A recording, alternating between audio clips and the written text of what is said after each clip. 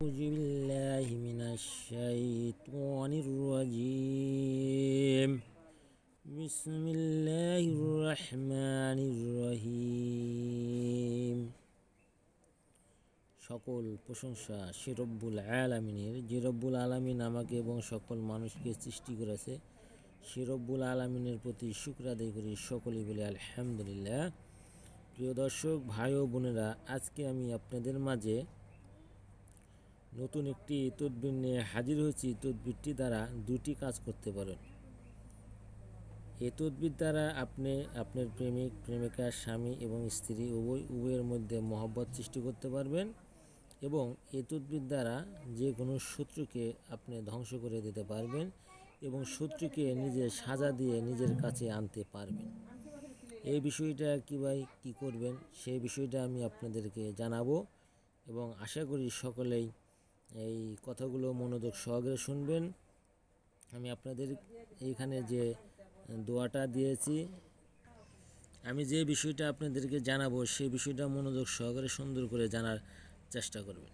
এখানে দেখছেন আল্লাহুম্মা কফিনি বিমা শিতা, আল্লাহুম্মা কফিনি বিমা শিতা। ইনি দেখতেছেন নিচে কফ হা ইয়া আইন সোয়াদ। এই আয়াতগুলি এবং এই হরফগুলি আপনাকে কিভাবে পড়তে হবে।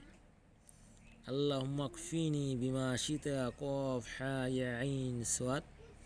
এটা আপনি 5টি হাতের আঙ্গুলের উপরে পাঠ করে নেবেন। প্রত্যেকটি আঙ্গুলের উপরে আপনি একটি একটি করে হরফ পাঠ করে নেবেন।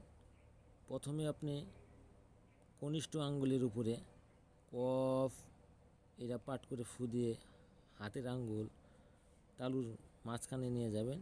তারপর হ্যাঁ এইভাবে বলে মাঝখানে নিয়ে যাবেন, ইয়া বলে মাঝখানে নিয়ে যাবেন, আইন বলে নিয়ে যাবেন, সোয়াদ বলে আপনি মুখটা এক মুষ্টি করে বদ্ধ করে রেখে দেবেন এবং তারপরে আপনাকে যে আমলটা করতে হবে সেই আমলটা হলো আল্লাহুম্মা কফিনি বিমা শিতা। এটা করে আপনি বৃদ্ধ আঙ্গুলের উপরে একটি ফু দিবেন। ফু দেওয়ার পরে এই আঙ্গুলটি আপনি খুলে ফেলবেন। আবার আপনি আল্লাহুম্মা কফিনি বিমা শিতা এটা বলে বৃদ্ধ আঙ্গুলের সাথে যে আঙ্গুল হয়েছে এইভাবে আপনি পরে খুলে দেবেন। আপনি এইভাবে 5টি আঙ্গুলের উপরে 5 বার করে আল্লাহুম্মা কফিনি বিমা শিতা এই আয়াতটা আপনাকে পড়তে হবে। পরে আপনার বৃদ্ধ আঙ্গুল পর্যন্ত খুলে ফেলতে হবে। খুলে ফেলার পরে আপনি আবারও আল্লাহুম্মা কফিনি বিমা শিতা এটা কি আবারও আপনি 5 আঙ্গুল খোলা অবস্থায় আপনাকে পড়তে হবে। পড়ার পরে আপনি হাতের মুষ্টি বন্ধ করে ফেলবেন। আপনি এখন যাকে বাধ্যগত করতে চান এবং যাকে আপনার প্রেমে আসক্ত করতে চান, আপনি তার সামনে গিয়ে আপনি কফ হ্যা ইয়া আইন সোয়াদ এটা 5 বার পরে তার দিকে তাকিয়ে আপনি তাকে একটি ফুঁক মেরে দেবেন। ফুঁক মেরে দেওয়ার পরেই কিছুক্ষণ পরে দেখবেন সে আপনার আসক্ত হয়ে গেছে এবং আপনার প্রেমে আবদ্ধ হয়ে গেছে। আপনি তাকে যাহা বলিবেন সে তাহাই শুনিতে বাধ্য থাকিবে।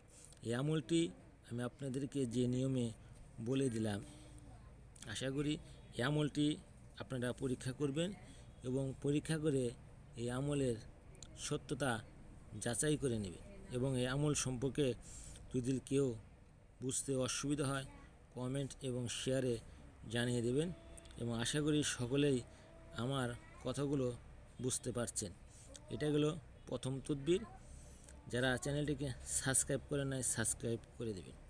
এখন আসেন চলে যাই শত্রুকে কিভাবে ধ্বংস করব বা শত্রুকে কিভাবে আমার আয়ত্ত করে নেব বা তাকে ধ্বংস করে দেব।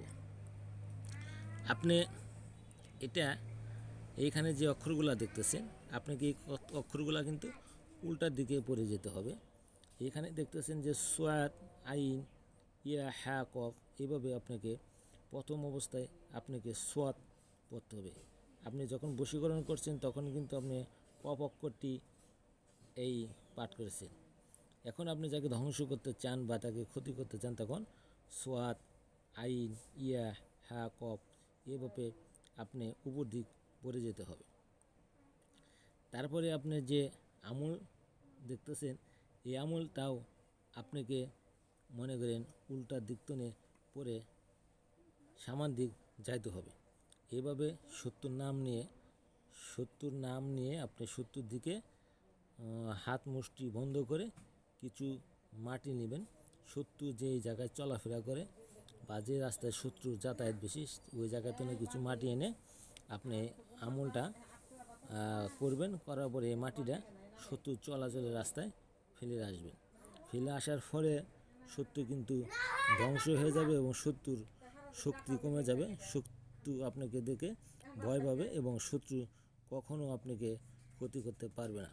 আশা করি যে বিষয়টা আপনারা আজকে জানলেন বা শিখলেন, এই বিষয়টা আমল করার চেষ্টা করবেন এবং আমল করে এর সত্যতা যাচাই করে নেবেন। ইনশাল্লাহ সকলে ভালো থাকেন, আমিও ভালো আছি। আমার জন্য দোয়া করবেন। আসসালামু আলাইকুম।